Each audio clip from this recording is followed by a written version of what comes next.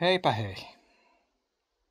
Lomalaisen terveiset ja vähän ajatuksia täältä metsän rauhasta, mökkimetsän sylistä.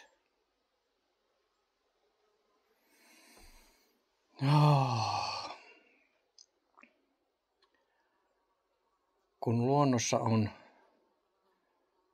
ja asettuu siihen luonnon olotilaan, siihen rauhaan, missä nämä puut ja kivet ja kasvit elää, niin on helppo jotenkin olla siinä samalla aaltopituudella niiden kanssa.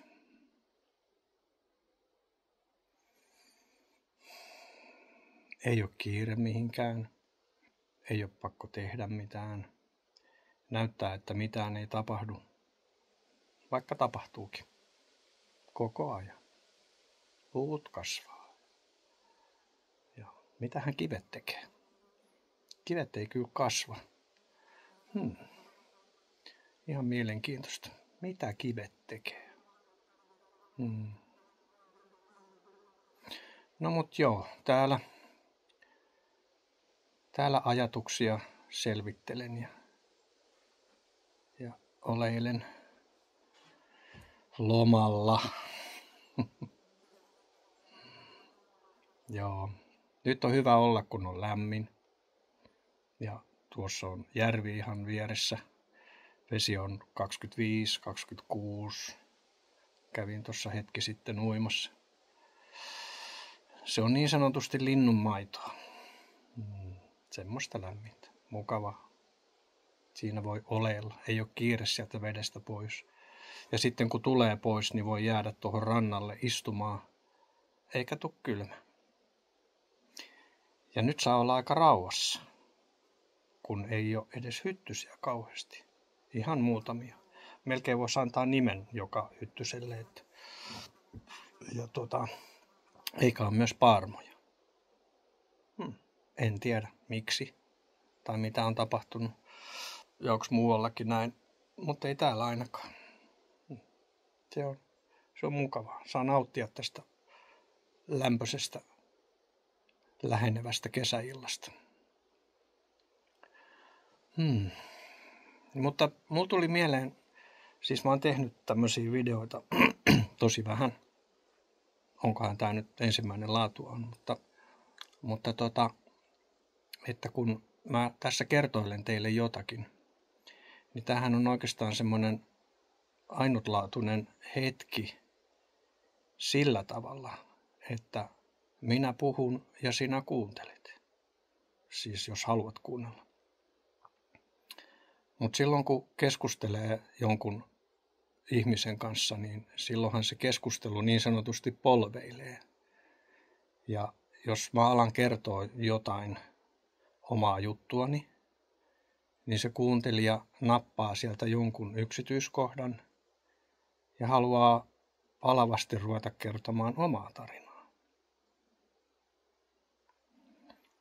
Ja sillä tavalla se keskustelu monesti etenee.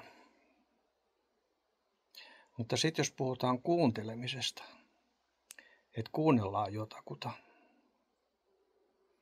niin silloin ei olisi tarvetta kertoa niitä omia tarinoita.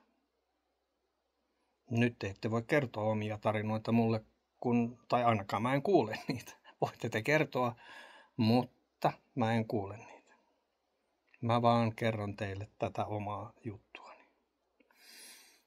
Ja tää on oikeastaan aika mielenkiintoista. Semmoinen kuuntelija, joka oikeasti keskittyy kuuntelemaan ja saattaa ehkä kysyä jotain ja että siltä kuuntelijalta tulee mahdollisimman vähän kommentteja. Ainakaan ei lähde kertomaan omia tarinoita. Niin semmosia ei ole kovinkaan paljon. Ehkä enemmän juurikin terapeutit on sellaisia, jotka vain kuuntelee.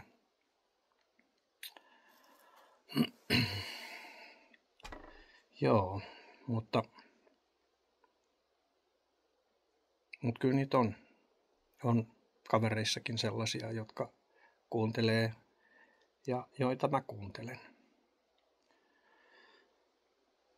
Ja ainakin joskus, jos on oikein jotain kuohuntaa sisällä, on jotain murheita tai iloja tai mitä tahansa, sen joskus aistii, miten se kertoo ja niin kuin huokuu semmoista jonkinlaista tarvetta purkaa ulos iloa, surua, jotain, niin silloin se kuuntelemisen tärkeys on iso juttu.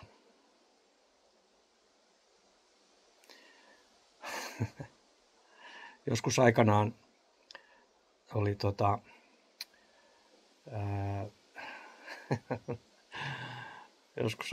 niin kumppani, silloin oli jo vähän ongelmia ja se kertoi niistä mulle, että siis tästä on tosi kauan aikaa, että tämmöisiä ongelmia ja tämmöisiä.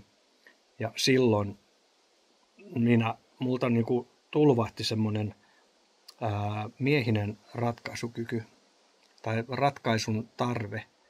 Ja sitten mä rupesin kertomaan, että joo, no mutta hei, että sä voit tehdä näin tai sä voit tehdä näin ja sä voit tehdä näin. Ja eikö se nyt hoituisi helposti, jos se tekisi vaan näin ja näin ja näin. Ja sitten mä sain kyllä aika paljon.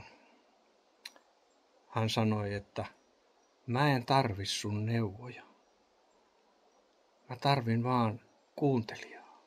Mä haluan, että sä vaan kuuntelet. Älä neuvo. Ja se on jäänyt mulle mieleen tosi vahvasti. Eli mikä me ollaan ketään neuvomaan loppujen lopuksi. Eli kuunnellaan.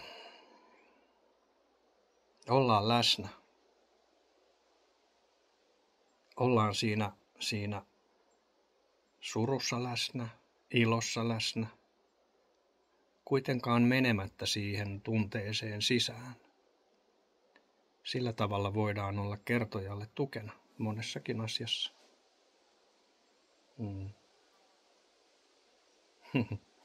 Mutta tämä on kyllä hauskaa kun jotenkin outoakin jopa, että ei tuu sitä semmoista, että toinen rupeaa selittämään jotain, koska siihen on aika paljon totuttu siihen, että se keskustelu menee silleen, että minä kerron jotain, että täällä on tosi kaunis päivä ja lämmin vesi ja sitten kuuntelijat, joo niin oli, lämmin vesi oli meilläkin siellä ja ainakin 30 astetta. Ei 30, kun kyllä se oli 27. Eli kuuntelija ottaa ikään kuin sen tilan siltä kertojalta. Mutta nyt te ette voi ottaa. Tässä mä selitän vaikka lopun iltaa. Te ette voi keskeyttää mun juttuja. Toki voitte lopettaa tämän kuuntelemisen, mutta ette keskeyttää. Tämä on oikeastaan aika mielenkiintoinen hetki.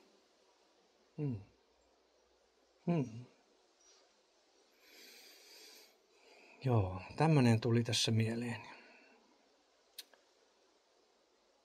Ei sen kummosempaa. Jatketaan ajatusten selvittelyä. Tai sitten ei ajatella mitään.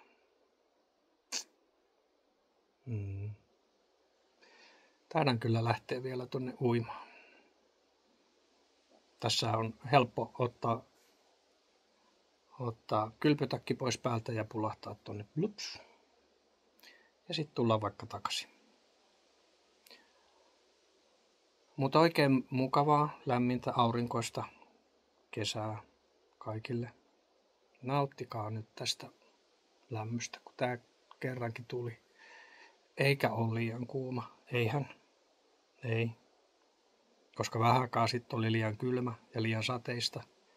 Mutta nyt ei ole liian kuuma. Sitä paitsi nyt on aika sopiva keli. Alle 30 on ilma. Ja 25 on toi vesi. Järven vesi. Hyvä. Kaikkea hyvää. iloa, rauhaa ja rakkautta. Palataan. Hei hei!